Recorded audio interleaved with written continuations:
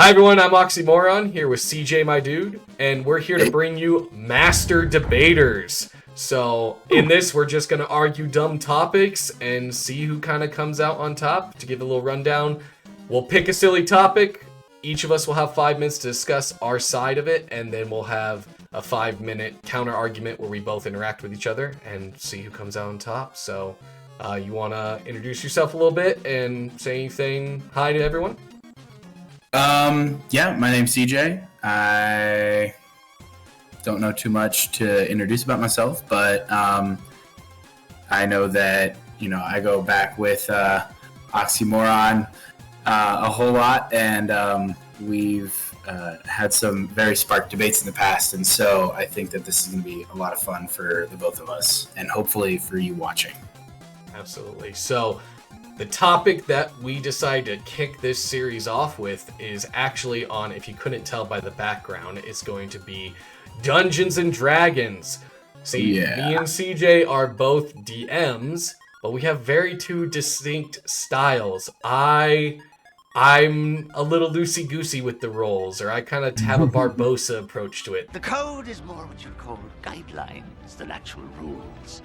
And CJ is a little more adherent to them. So our first debate is going to be the rules of DnD. How important are they? I'm arguing the side that they're not important at all, really. And CJ is going to be arguing that they are very important. Alright, so rules. As a DM, we know that you want to follow them, but I really don't recommend it that much. They can affect a campaign so negatively on the player side, and as the DM, all you're here to do is to make sure everyone's having a good time, that everything flows well, that it's a good experience. It's about the RPG and not the actual... This isn't a tabletop RPG like Warhammer or anything like that. It's not a competition, because as a DM... we're essentially God. We can kill these players if we want. I can drop a dragon on them. I can do just about anything to kill them mechanically in-game. That doesn't make it fun. So if you need to readjust rules because you made an encounter a little too difficult and the party's about to get TPK'd, then that's an okay thing to do. The rules truly are like guidelines because they're just to help you in the roleplay experience see what fails and what doesn't. To put it simply, you could run a campaign only ever using a d20 and just using it as a success rate of, I roll this and I have to make a check based on this or that and it succeeds or not. Granted, I know a lot of people like the mechanics and that can be fun, but that is not the key point of D&D. There's plenty of other games out there that are for that, ergo Warhammer and other dice rolling game, HeroScape. But in this, it is the RPG. It's the fact that you can do anything. And the rules just hinder that. Not to mention, it can go the other way for a DM, that if you are bound by the rules, you can have the players do really dumb stuff that you can't counter. Like the Pilgrim Railgun. That is something the rules allow. That's something that... there's plenty of stuff like that. There's even YouTube channels dedicated to this, to making DMs' lives miserable because they're like, yeah, I found out how to do this and this and this because the rules don't state that, and so therefore I'm going to do it, and now your whole encounter is screwed or I broke the game. And that just doesn't make it fun for the players or you. It's nice to have a little joke about, like, on those channels, but in an actual gameplay perspective, it's not fun. And also, homebrew stuff. There's so many items or player characters that would never be created if we are strictly adhered to the rules. I can't tell you, one of the most unique characters I've ever had in a campaign was a person who played a raptor, like a velociraptor, who had a wizard cast a spell on him to give him consciousness, and this raptor then became a wizard of his own accord. Alan. And that's something you can't do in D&D. That's not a class, that's not anything that is possible within the strict rules, and that just makes everything so boring and not fun. And so therefore, you really should just kind of shove rules aside and only use them just to get the gameplay started. But after that, you know your party, you know your campaign, and that's all that matters, is having that fun. And even CJ knows this from the campaigns I've played in with him, where I've made rules more loose and goose because of situations. You can't have items like the Wabbajack or any whimsical item like that because the item itself is meant to break the rules. As well as stuff with NPCs. And I will say the biggest thing also that comes to mind is like combat encounters. In my opinion, D&D is very stale when it comes to combat encounters when you play them by the book. Combat encounters can drag on and get boring, and that makes it not fun if you're stuck. No, we have to play it this way because that's what the rules say. And then everyone's they start playing on their phone, they get distracted, they're not really having a good time. When you make things a little more fast-paced and change rules a little bit, you can make combat encounters way more entertaining, way more, engaging for the players. And ultimately, that's your goal as a DM. That's the true only rule out there, is to make sure everyone's having a good time. And I will stop that with 43 seconds left because I don't have anything else to say. That is my point. Okay, so I think that there is a big difference between adhering to the rules that D&D sets in place and adhering to the world that D&D creates, if that makes sense. So you have your set of rules, and that's basically like your code structure. Things like, how your AC works and how rounds in combat work. And then you've got your world building, which is a lot more like specific to D&D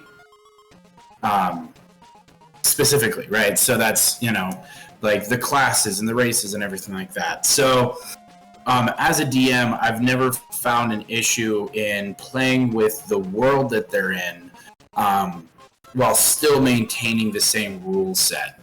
So, like things like homebrew.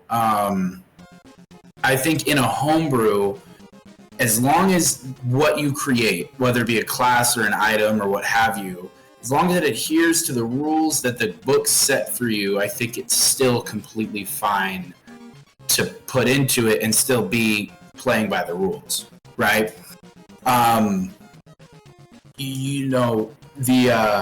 think that the biggest thing for following the rules, there's a couple of reasons to it. Obviously, my biggest reason for following the rules is it allows everybody to be on the same page no matter what it is, right?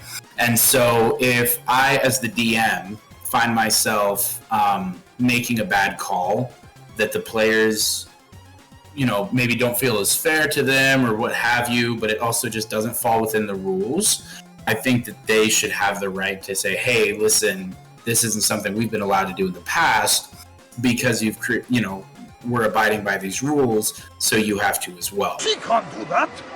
Shoot her or something. So it helps create consistency between the DM and the player.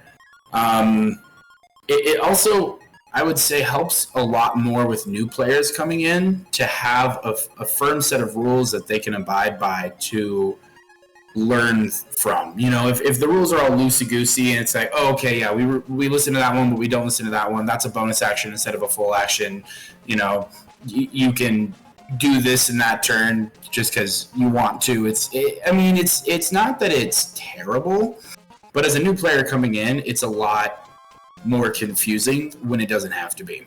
I would say if you were going to bend the rules to do it in a group of people that have been playing D&D for long enough that they're bored of the standard rule set, I think that that's one thing. But if you're playing D&D, especially if you have newer players or even players that haven't been playing for a while, adhering to those rules is absolutely important in my mind, because they're there for a reason, right? Like Wizards of the Coast has been meticulously crafting this for however long now, and there are next to, and I won't say there are none, but there are next to none in terms of rules that are unfair or build the game incorrectly.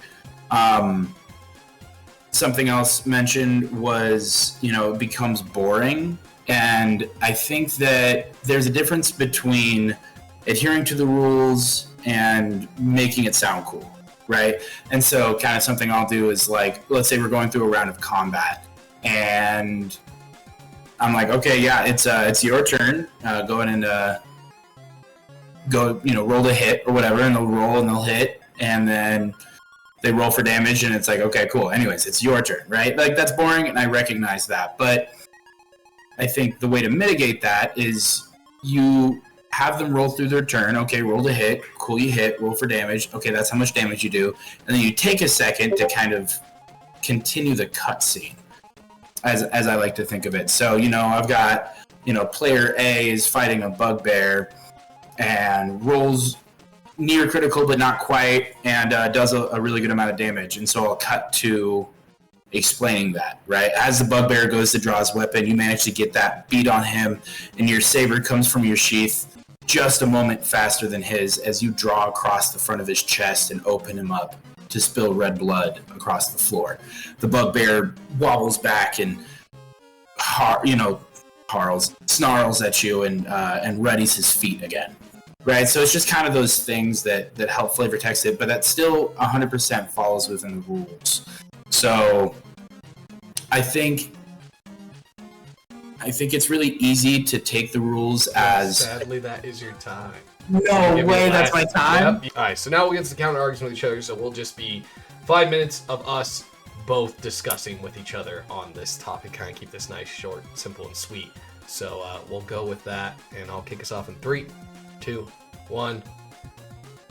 So I did want to bring it up with you because you did kind of discuss this. You're talking about with new players. I highly disagree with that. Rules can alienate a player way more. With a new player as a DM, our goal is to get them addicted, enthralled with D&D. And the rules can be way overwhelming, and it can put them in a niche spot where they're like, I feel like I'm not doing anything. I don't know how to build. I don't know how to do cool things. And especially then when you have the other extreme of min-maxers who know how to bend the rules to make their character powerful, it can put a new player in the dust and just feel underwhelmed, where if you have the rules loosey-goosey and you really stress with them, like, hey, this is a world you can do anything. As a DM, you nurture that, and then they don't feel overwhelmed because you mean, like, yeah, you can do anything. It's all about just harnessing their creativity to ask questions, try new things. But when they're stuck in the rule box, man, they sometimes just sit there. I can see that. My approach to that is, I think, a little different, and I think it kind of solves a similar issue.